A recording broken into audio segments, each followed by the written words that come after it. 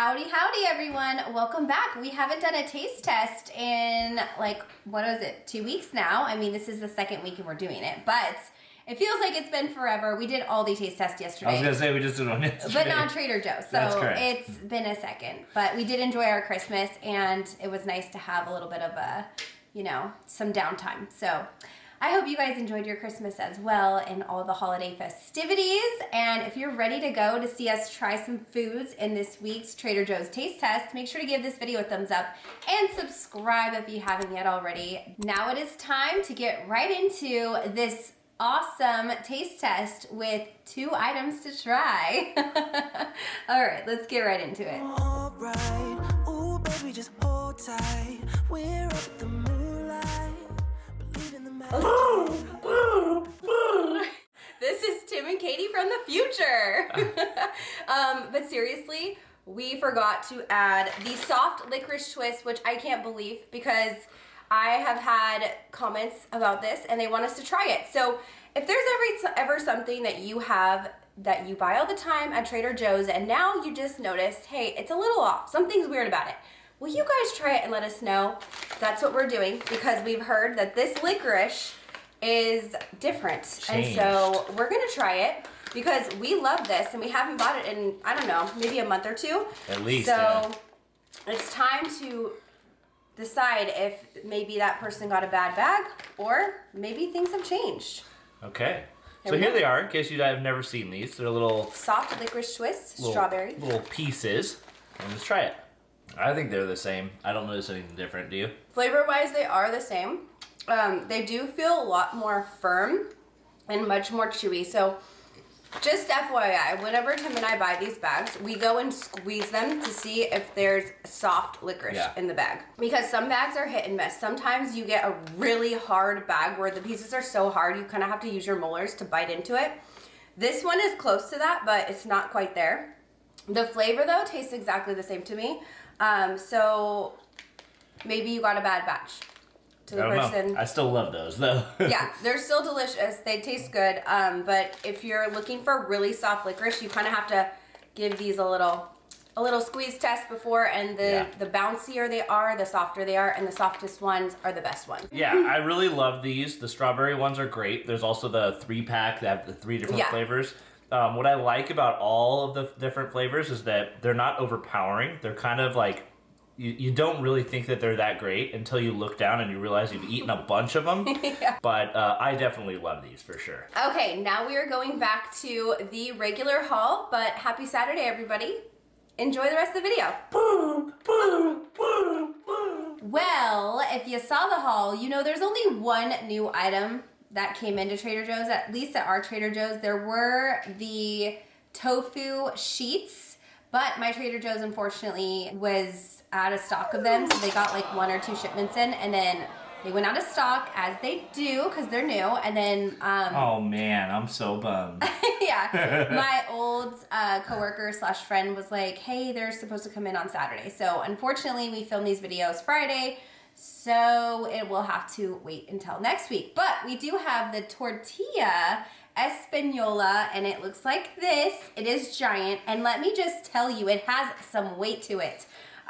Now, if you don't know, this is frozen, and this is microwavable. So the first instructions are microwave, and it's 16 to 18 minutes in the microwave. But we opted to stovetop cook it. So I left it on the stovetop for about 8 minutes on each side.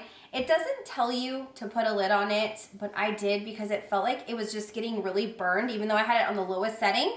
And so I kind of steamed it because the center was still cold. So just an FYI, if you do end up pan frying it on both sides, make sure that you kind of steam it so that the whole thing gets cooked because it is thick. So you might be wondering, what the heck is this? That's what I'm wondering too. But Me what also. it says, it is a traditional Spanish omelet that has potatoes and onions, and that sounds like my favorite type of food. So I'm gonna cut this and I'm gonna put some on Tim's plate to try as well. And should we just do like pizza style? She thick, dude. Those are some thick egg bits or whatever you want to call it. Look at how cute. Oh, it's like so it's perfect. steaming.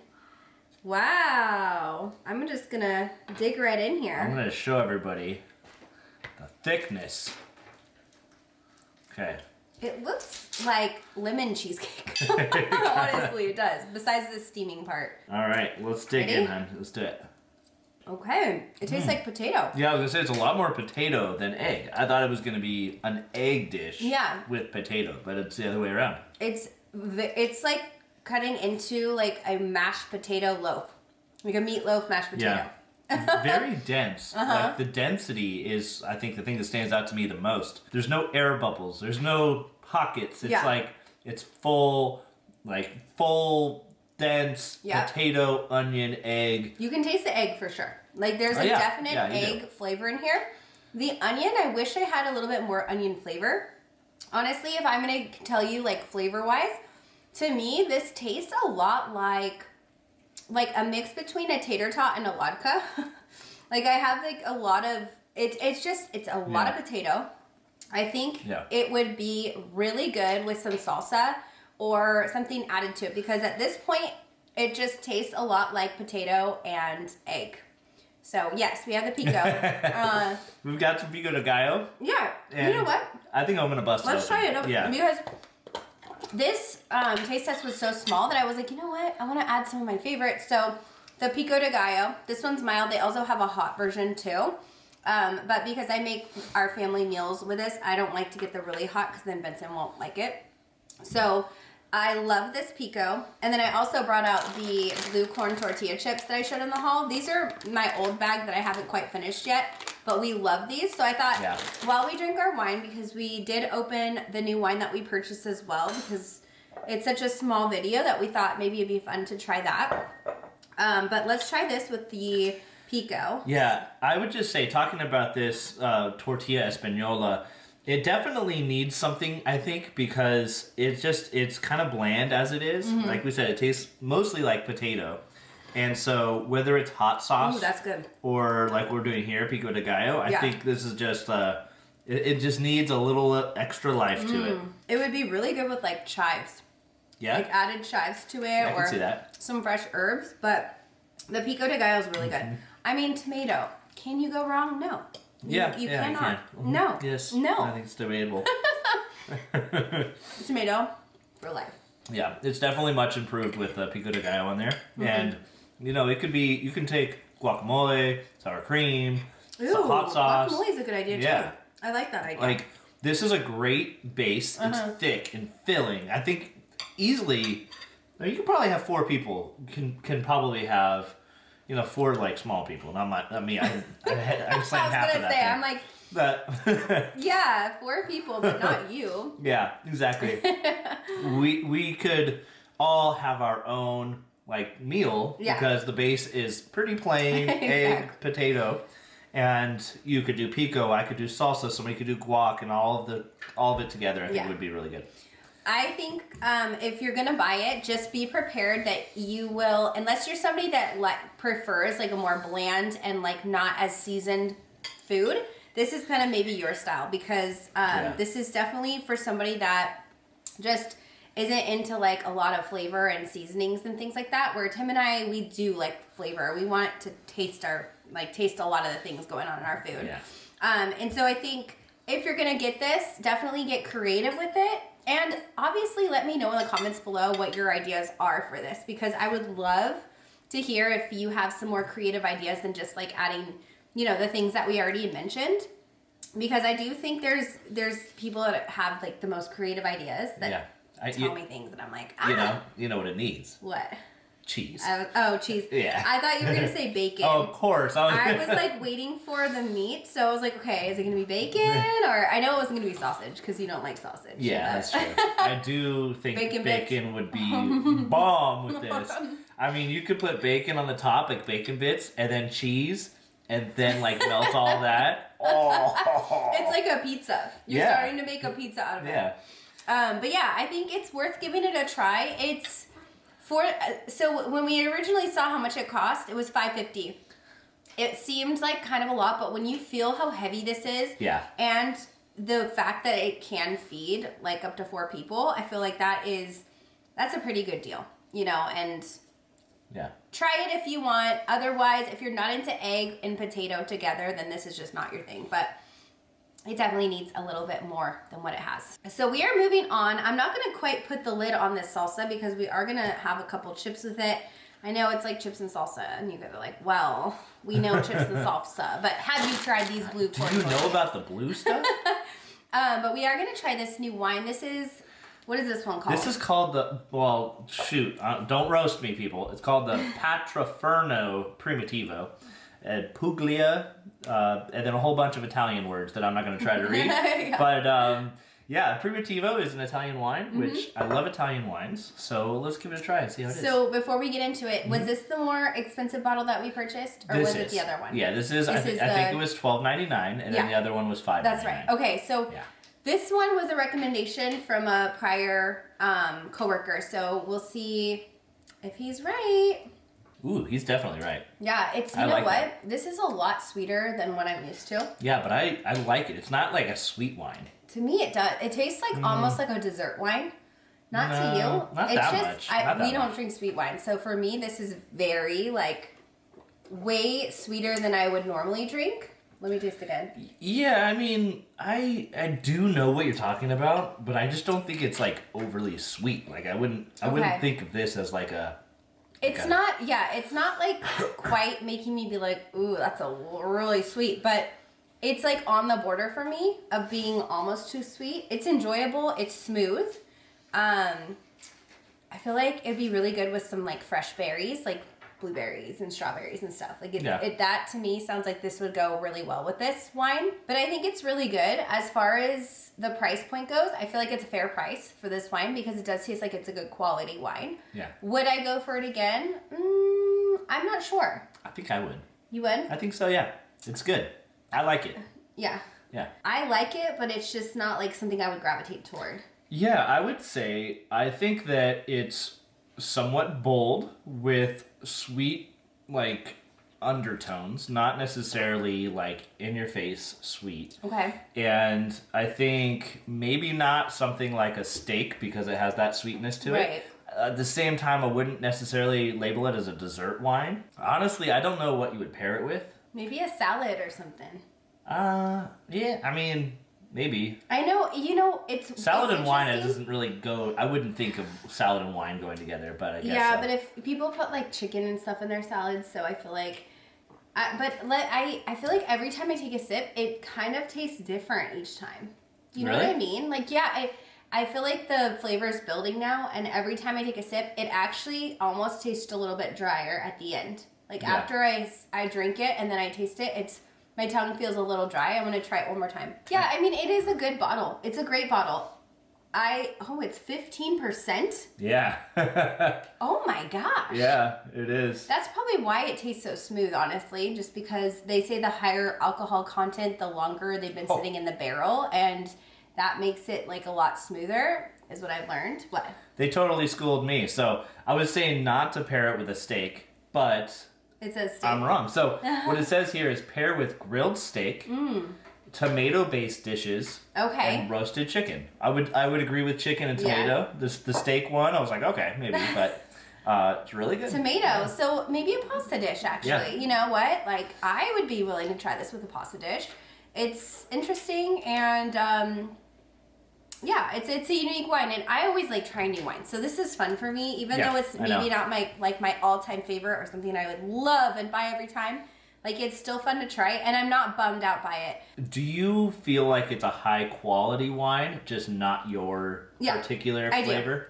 Honestly, just how smooth it is and how there's, like, no bite at all. I just think that this is a wine that's not going to give you a headache tomorrow. Like, you're not going to be... No. There's some wines that I can drink and I just know, like, the next day is going to be bad. And those wines, now that I'm older, I'm like, no, I'm not going to finish this. Like, I'm not drinking it because it's just not worth it. And it's usually those wines that have, like, that very sharp flavor at the end that are just not made well. We're going to try some chips and salsa? Yeah, let's have some chips and salsa.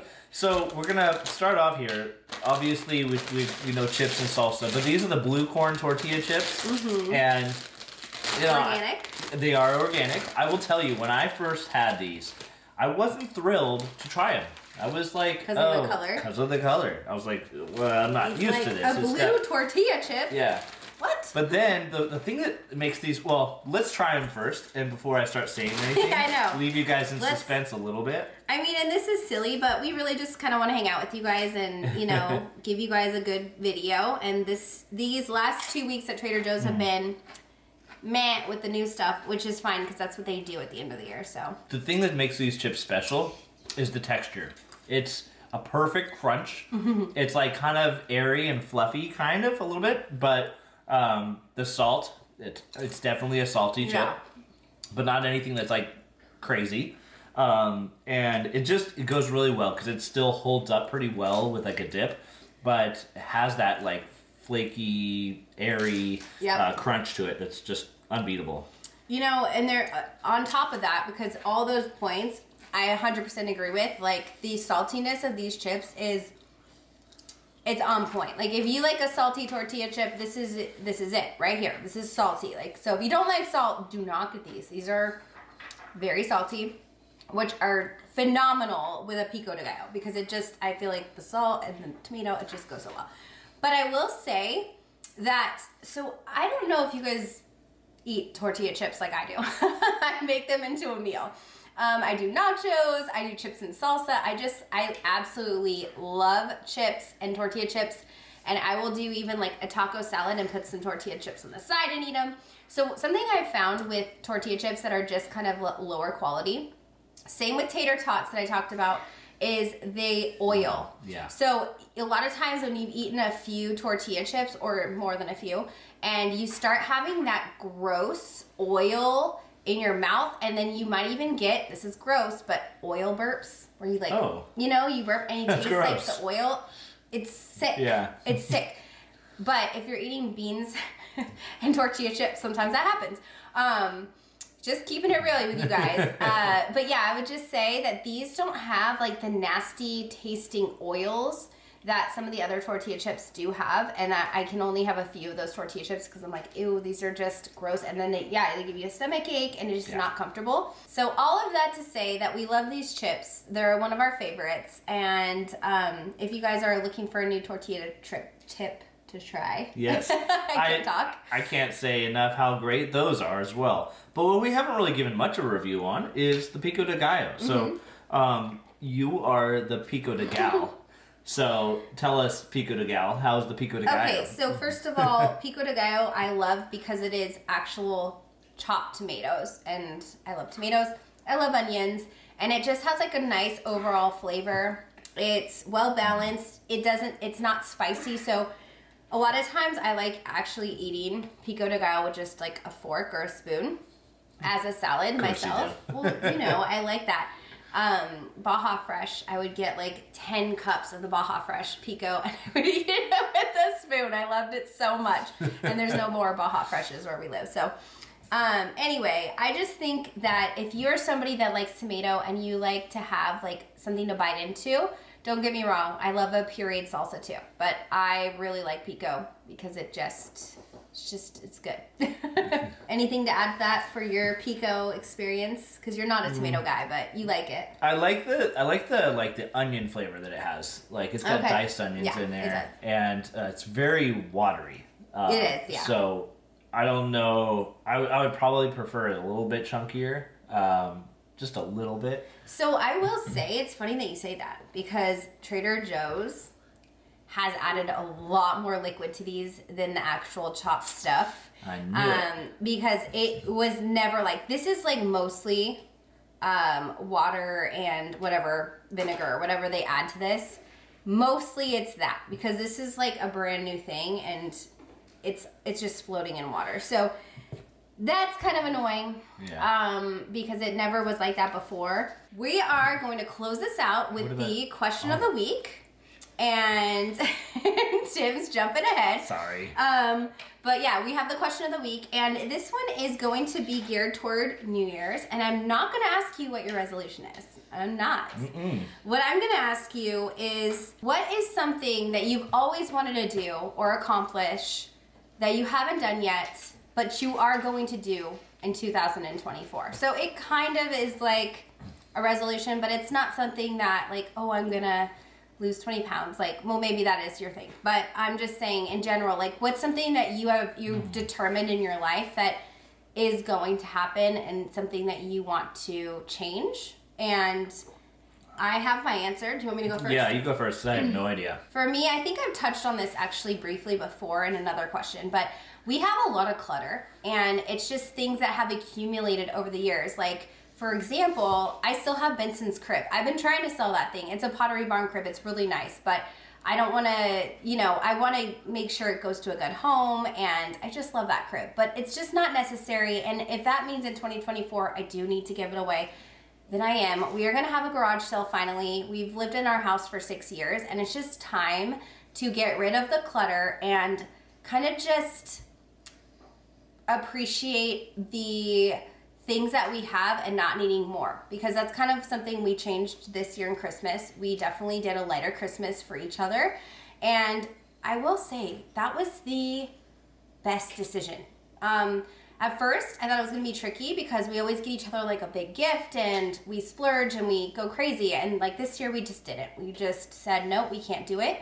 We need to be financially savvy, and so we had a budget. And when I put all that stuff away that Tim got me this year, which was just a teeny little pile, it was so nice. I was like, oh my gosh, this is great. Usually our whole room is just filled with stuff and I have to figure out where it's all going, but this year it was just small amount of things and it was just perfect. And everything that I got, I was talking to my mom and I was like, I could take inventory in my head of all the things I got. In previous years, I couldn't remember all the stuff I got, and that's like excessive and not necessary. So having said that, that's really my goal. I want to declutter the house. I want to get rid of all the stuff that we don't use, donate it to people, have a garage sale, and just kind of have a fresh start. And that might take all year, but hey, I want to go into 2025 with little to no clutter. That's my goal. Definitely, and I think we need that a lot, honestly. One of the things that I want to do is work on our backyard. We have like a perimeter around our backyard that's pretty much just dirt.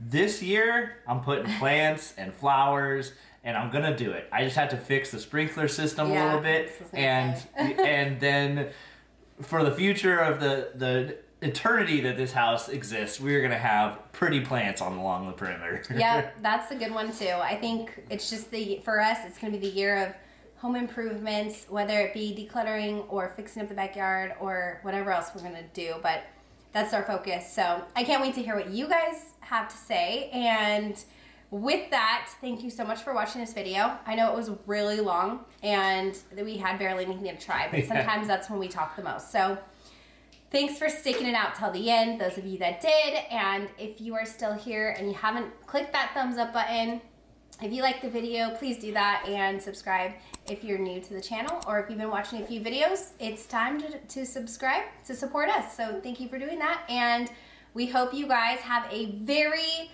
awesome coming into 2024, and it's gonna be a great year. I just have a feeling that it is. So thanks again, and I'll see you guys in my next video next year. Bye!